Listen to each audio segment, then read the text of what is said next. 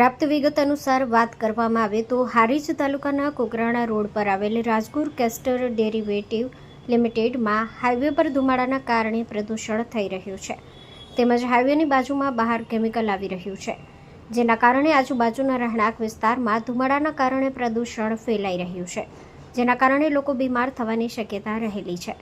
આખરે રોગચાળો ફાટી નીકળે તો જવાબદાર કોણ?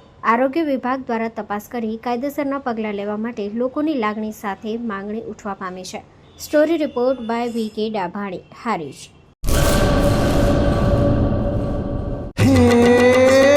સોનાનો સૂરજ ઉગ્યો રે ખેતરમાં, સાગર લક્ષ્મી બાજરી બિયારણ, લાંબા ડુંડામાં દાણા ભરપૂર, ખેડૂતને આપે ઉપજ ભરપૂર.